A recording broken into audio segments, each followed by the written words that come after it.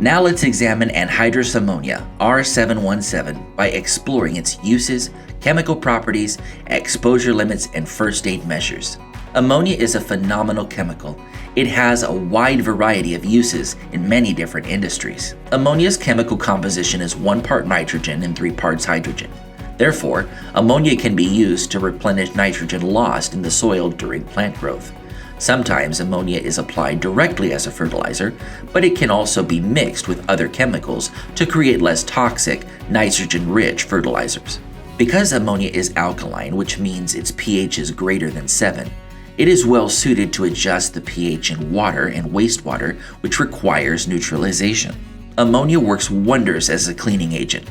Aqueous ammonia cleaners are inexpensive and available at most grocery stores.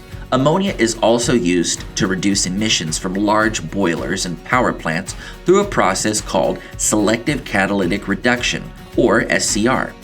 Fuel burning typically results in nitrogen oxides, or NOx gases, which are harmful to the environment. Injecting ammonia into the exhaust stack reduces these gases through a chemical reaction. As a refrigerant, ammonia has exceptional qualities that are unmatched by its synthetic refrigerant counterparts.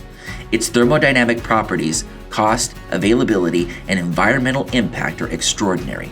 The sole drawback is its acute toxicity towards humans, which makes knowing ammonia's chemical properties all the more important. Ammonia boils at -28.1 degrees Fahrenheit at normal atmospheric pressure. This means that in all but the most extreme winter conditions, ammonia will not remain a liquid, but will be in a gaseous state.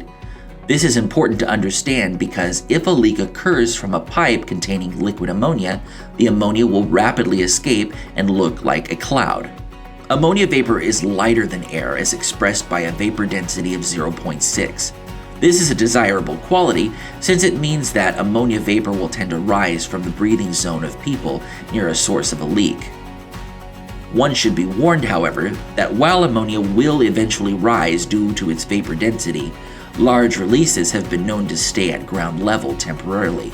The ability of a substance to dissolve in water is referred to as its solubility. Ammonia is highly soluble, which means it readily absorbs into water.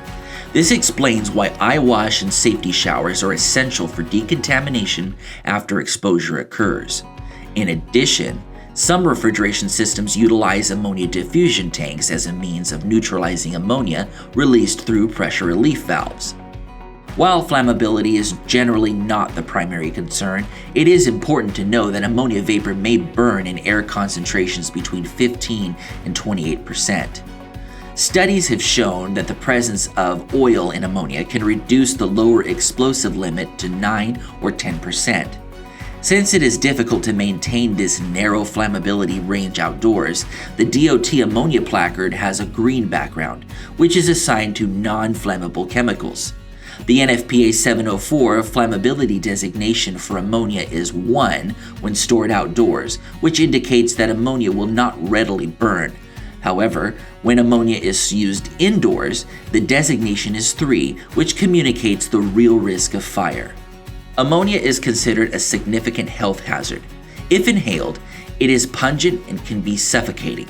However, because of ammonia's low odor threshold and pungent odor, people generally seek relief from its effects at relatively low concentrations. Human contact with ammonia liquid or vapor can cause skin burns and eye irritation. It is important to know what concentration of ammonia is safe for humans. Permissible exposure limit, or PEL, is the legal limit of exposure of an employee to a chemical substance without respiratory protection. For ammonia, OSHA has mandated that the PEL as 50 parts per million, but some states such as California and Oregon have lowered the threshold to 25 parts per million. Exposure to concentrations above the PEL is prohibited unless respiratory protection is provided. IDLH is an acronym that stands for Immediately Dangerous to Life and Health. The IDLH threshold represents the concentration of a chemical to which healthy adult workers can be exposed without suffering permanent health effects. Ammonia's IDLH is 300 parts per million. This threshold is important because employees may not enter IDLH atmospheres using air purifying respirators, Only SCBAs or supplied air respirators can be used. If you are exposed to ammonia, it is important to implement first aid measures immediately. Inhalation is the most common route of exposure to ammonia. Exposure to low concentrations of ammonia vapor can typically be addressed by simply moving to fresh air. If high concentrations of ammonia were inhaled, medical aid must be sought out. Liquid ammonia will aggressively attack skin tissue and result in chemical burns. When this occurs, the affected area must be immediately flushed with water for at least 30 minutes. Care should be taken when removing any clothing, as the ammonia may have caused the material to be frozen to the skin. This is why it is critical to ensure that eye wash and safety showers are available and in good working order. After flushing is complete, seek out medical aid. It is important to instruct first responders not to apply burn cream, as that will prevent ammonia from escaping the skin tissue. The eye is a particularly sensitive organ and must be protected from ammonia exposure.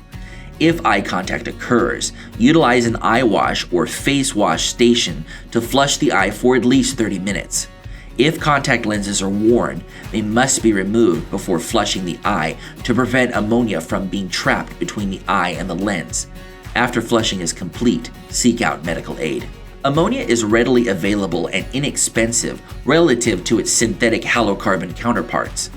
In most comparisons, ammonia will be the least expensive refrigerant available. Ammonia's self-alarming odor makes it easy to detect a leak. Most people notice ammonia between 1 to 5 parts per million, which is well below the permissible threshold. When pinpointing a leak, a sulfur stick can be used. A sulfur stick is a thin rod that is covered in molten sulfur.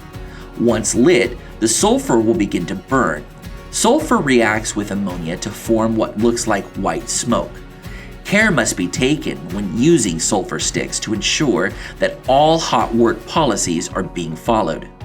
Fixed gas detection is also readily available for ammonia. Electrochemical sensors are commonplace for detecting low-level concentrations, and solid-state detector technology is widely used for high concentrations. Personal detectors are relatively inexpensive and can be worn by personnel working around ammonia. Ammonia is not a reactive chemical as indicated by its instability rating of 0 in the yellow quadrant of the NFPA 704 system. However, ammonia does react with many substances. Most notably, ammonia is incompatible with copper, zinc, and any of their alloys. These metals will rapidly corrode when in contact with ammonia. The good news is that ammonia is compatible with carbon steel, stainless steel, and aluminum.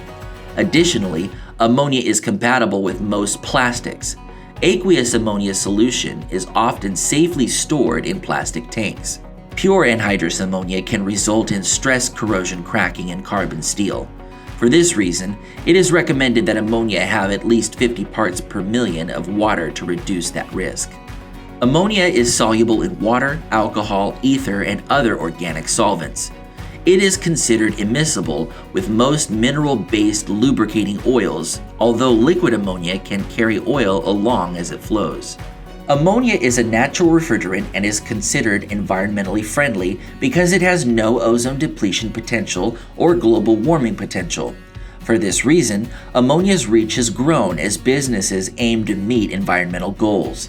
Ammonia is, however, a highly regulated chemical. The EPA classifies ammonia as an extremely hazardous substance, and OSHA has tagged ammonia as a highly hazardous chemical.